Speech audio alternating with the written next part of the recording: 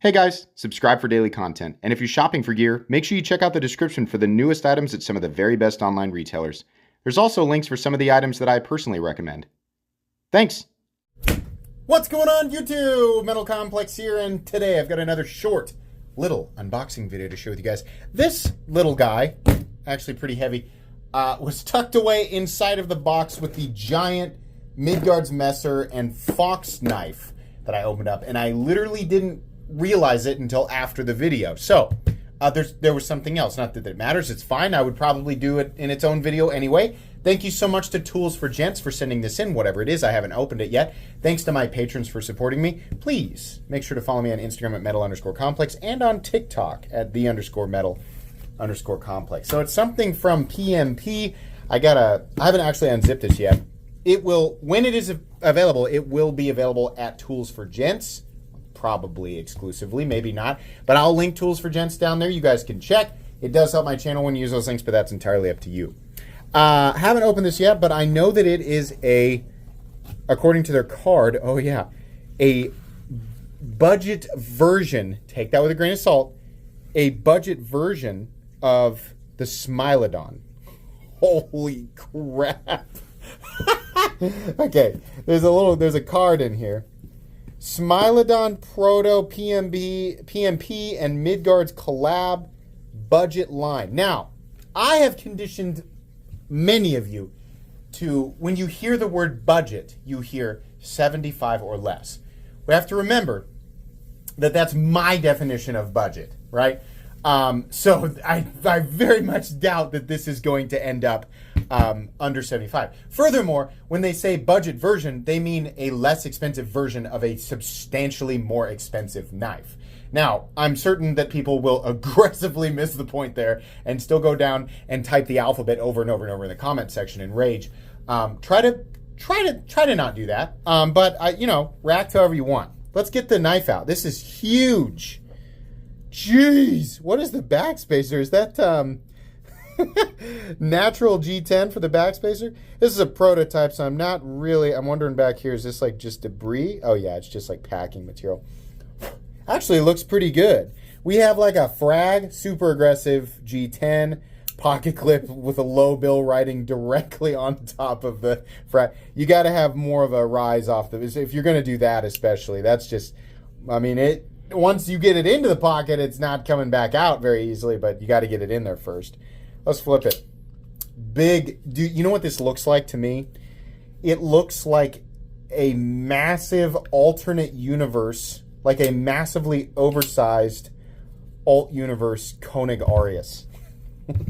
Like, it's huge. It has somewhat similar body lines, and I'm sure that that'll be enough for some people to scream copy. There's quite a bit different here. I personally wouldn't say that.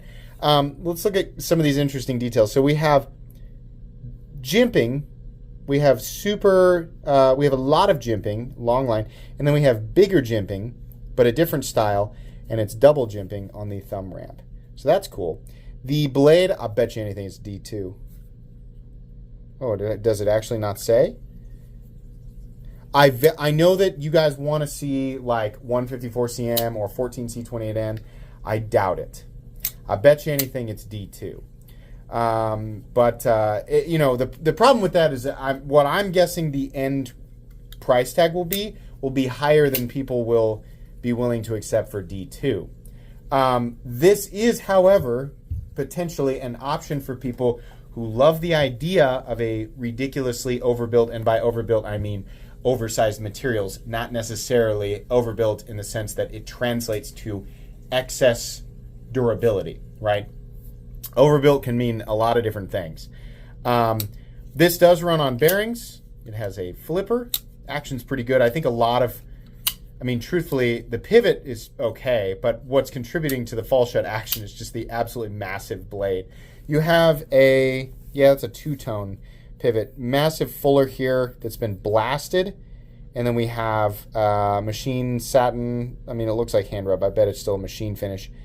Flats, and then you have a satin finish on the blade. Super thick blade stock. Super thick.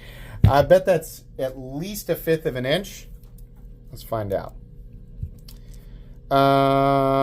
Blade stock thickness is, wow. Okay, it's approaching a 1/4 inch.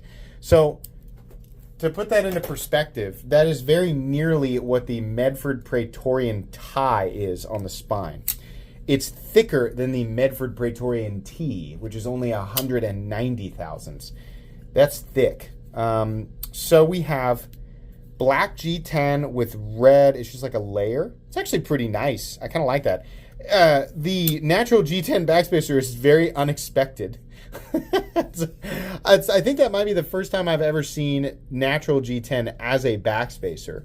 And then you have a glass breaker, which I also don't know if I've ever seen inside of G10. That's interesting. Yeah, this is a wild one. I'm really curious about the price tag, which I obviously have no reference for in this exact moment. But if the link in the description populates the listing, then you'll be able to see what that is. Usually they send me this stuff way before they ever have a listing. Lockup solidity, just totally solid. No lock stick or anything like that. There's your lockup percentage, which we could actually see. Felt some reverberation there. It's weird. So let me try and describe what I'm feeling. When I lock this out, I can feel this like vibrating. Sometimes that makes me think that I'm gonna feel lock stick, but I'm being honest, I don't feel lock stick.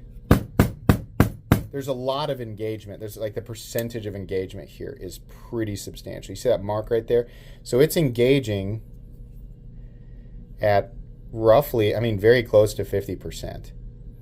That's a lot. And I understand it's just a liner lock, right? You're going to get the typical lock. A knife that big that's meant to be super durable is got to have the triad lock. What are you going to do about that, right? I think that the whole idea here is just like, haha, fun. It's really big, right? Which is fine. And the rest of the knife has a substantial enough build quality that it will stand up to what you would normally expect of a pocket knife, which is good enough for me. This is just typical PMP and Midgards Messer. They're kind of a match made in heaven, and a lot of their past projects have done really, really well. So I like to see them do stuff like this.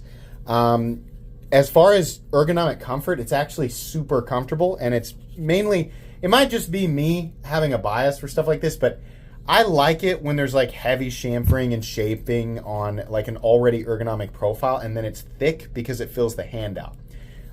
That's great for just holding onto it and feeling really secure. I doubt you'll drop this knife, right? And honestly, the thumb ramp is great too, but the downside is that the thing is huge and thick and heavy. Let's weigh it. I bet you that weighs 8 or 9 ounces. It's hard to tell. I'm going to say 8.5. Nope. Totally wrong. It weighs 11.3 ounces. I'm so excited I'm spitting. Sorry about that. 11.3 ounces. No idea what the steel is at the moment. Does it say somewhere else and I just didn't see it? Does it say? It's still a prototype, so I don't know. Yeah. I don't know. I don't know what the steel is. I'm just going to guess that it's D2. Let's measure it real quick. Overall length of the budget Smilodan coming in at 9.5 inches. Wow. Good Lord. That's not counting the glass breaker. Blade length. You could call that I'm going to call that 3.9 inches of blade, 3.85 inches of cutting edge. It's very, very close. Okay. Wild. Not going to be everybody's cup of tea, but for people who looked at the original Smilodan and other premium PMP / Midgards Messer knives and thought, cool, but I can't afford it. This is it's inevitably going to be substantially less expensive, even if it doesn't actually end up in budget territory. At least in terms of what I consider budget on this channel. Don't expect it to end up under $75. I would be shocked. If it does, that's really cool, but I doubt it, right? But yeah, it's neat. This is not a review, obviously. It's just me unboxing it, looking it over, letting you guys know it exists. I will spend some time with it. and come back with a full comprehensive review, especially after they've announced the price and all of that. Then we can have all that information in one video. That's going to be it for today, guys. Please make sure to follow me on Instagram at metal_complex and on TikTok at _metal_complex. If you enjoyed this video, leave a like. If you'd like to check out my other content, I do, of course, have lots of videos of knives that are either expensive or inexpensive that I do or don't like, so check those out. And if you enjoy all my content, go ahead and click on that Metal Complex logo right there and subscribe because there's definitely more coming. Thanks again for watching, everybody, and have a great day.